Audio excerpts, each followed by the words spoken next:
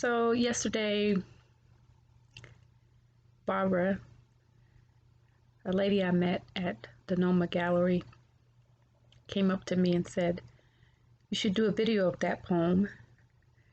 The poem is titled Juneteenth, and share it on Juneteenth tomorrow. So I said, I just might do that.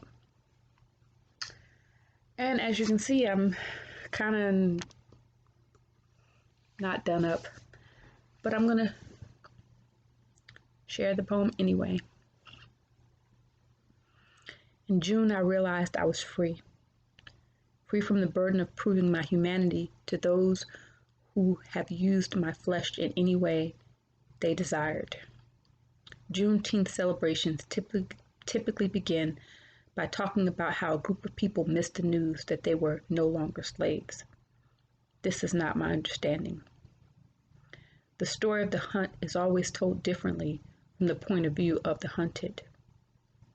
The remnants of the system of slavery are still relevant today. Tears stream down my cheek, and I'm horrified at allowing myself to remember my distant relatives.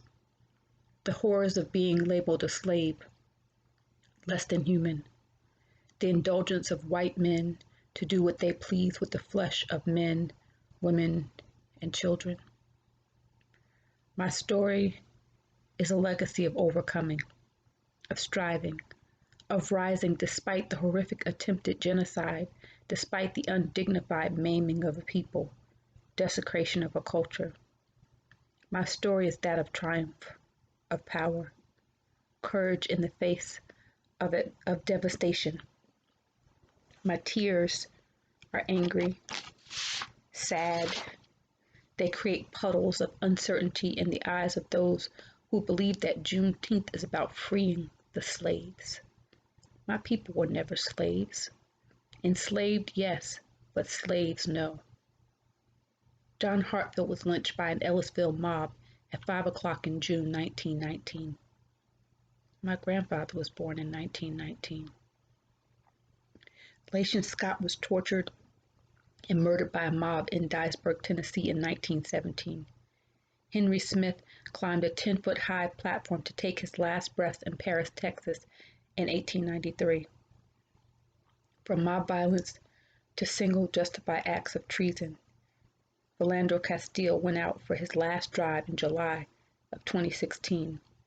Ahmaud Arbery joined him with his last jog in February 2020, and Tamir Rice, at the ripe age of 12, succumbed to the tyranny and terror of living as a black man in America in November 2014. Juneteenth is not a celebration of some slaves finding out that they were free. Juneteenth is a marker, a gravestone that says America wishes to honor the continual dismantling of a legalized system of injustice that placed white above black. A system that said our animals are more important to us than you surrogate for our prosperity, you beautiful people.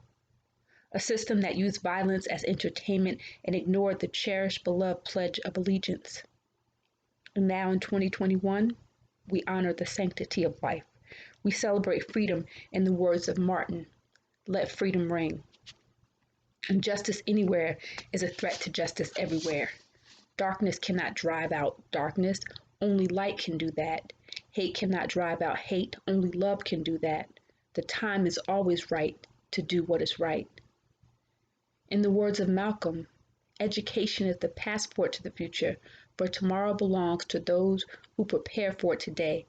You can't separate peace from freedom, because no one can be at peace unless he has his freedom. In the words of Nkrumah, the forces that unite us are intrinsic and greater than the superimposed forces that keep us apart. Freedom is not something that one people can bestow on another as a gift. They claim it as their own, and none can keep it from them. My Juneteenth celebration song is a realization that my ancestors were free long before the Emancipation Proclamation.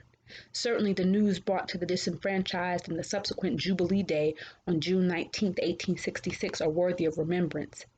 And in remembering that day in June, we remember that freedom ain't free. Let our celebration come in the form of song and dance and smiles and laughter. And let us remember that Juneteenth is about celebrating freedom, justice, and liberty for all.